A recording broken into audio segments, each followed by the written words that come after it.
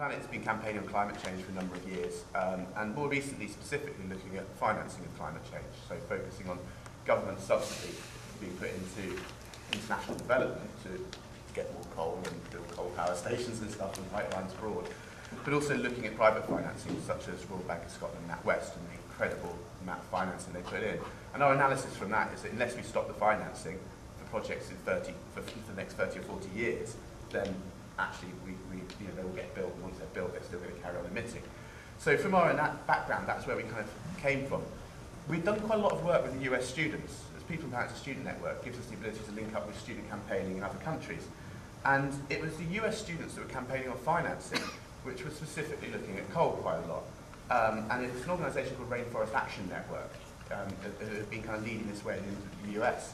And the students very successfully have done a lot of actions targeting ABN AMRO, Citibank, some of the big US banks, about their investments in coal and oil and gas specifically.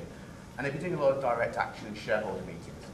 Now interestingly, what happened was they had managed to get those banks to commit to a thing called the carbon principles, which is a kind of, it's still quite loose, but it's in principle that the banks say they will no longer invest in new coal power plants in the US because the students and shareholders have told them not to do so. Now, interestingly, what that meant was that the Royal Bank of Scotland, NatWest, had seen this as a huge market opportunity in the US to fund loads of coal power plants and stuff. So through our campaigning on Royal Bank of Scotland, we had suddenly noticed their shift into financing into some of the US coal and coal plants. And that made us, kind of in solidarity with the Americans, start to take an interest in this area. And this was about the same time that Greenpeace was making a lot of noise, or one particular colleague of Jim was making a lot of noise around coal. And its debate suddenly flared up was that the UK had decided to build a load of new coal plants.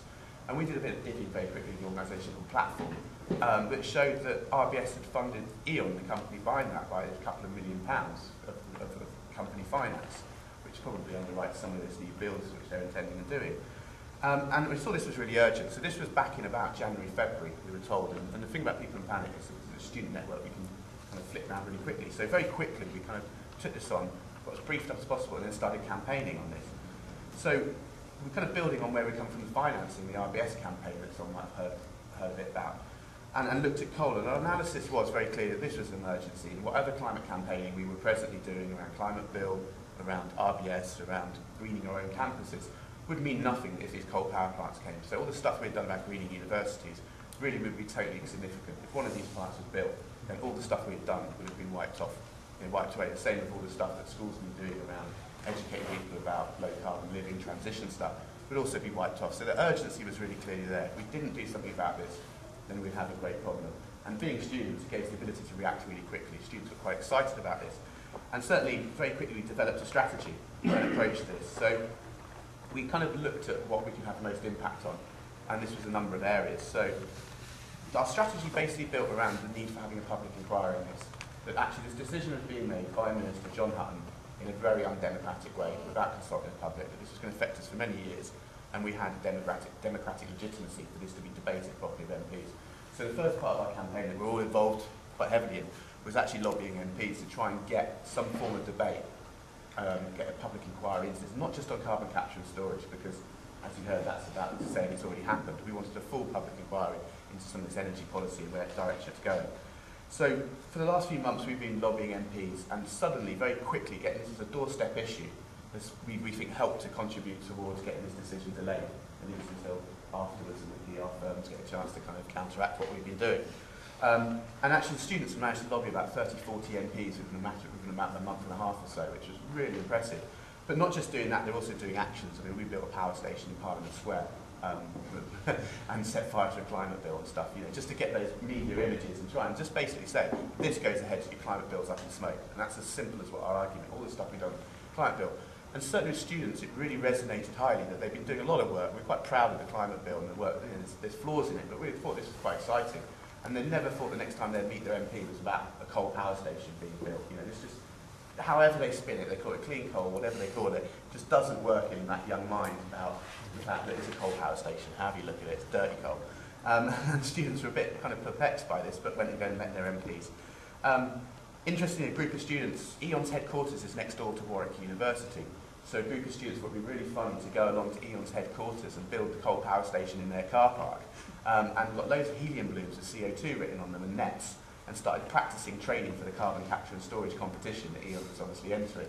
So we've got these great pictures of students running down like a school sports day around the E.ON car park, chasing CO2 with nets as they practice. So it's like this E.ON is practicing little white jackets saying E.ON on them. So this is the kind of direct action that went alongside lobbying. You know, it wasn't anything particularly spiky, but it was fun and it gave good pictures and it got people building up their confidence.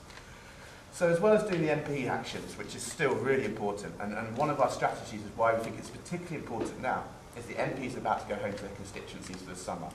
All hell's about to break loose over coal around the country with direct actions and stuff. And it's important that we can magnify that to MPs, start explaining to constituencies that they're going to lose this election. And part of our strategy was printing out all the MPs of the Labour MPs of the lowest constituency kind of majorities and directly targeting them as well. So actually targeting the MPs that are going to lose their seats and telling them pretty much you're going to lose your seat over this, which is not what MPs want to hear over a policy that doesn't need to go ahead in the way it is.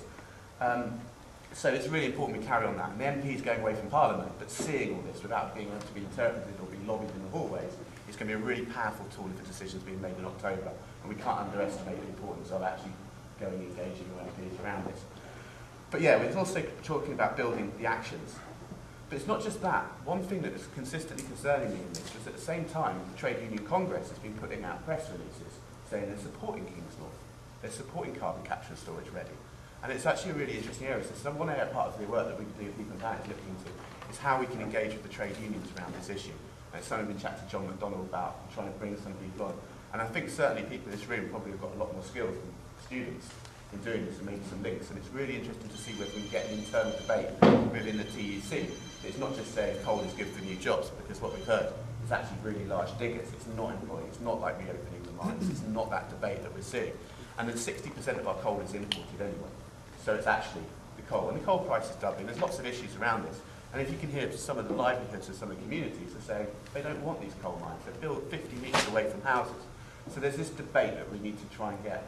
And it's something quite interesting about these minimum efficiency standards, where if we can get trade unions that obviously pro-coal and say carbon capture and storage is good, and we're not going to get into that argument, but saying, well, we do need a minimum efficiency standard, regardless of what the policy is potential to put an ad amendment or something in there. So if anyone's going to contact the trade unions, we'd be really interested in this room to see if ways that we can try and get that debate going internally. So the EU side. But now what's next? So I've talked a bit about MPs. We're carrying on doing that with students.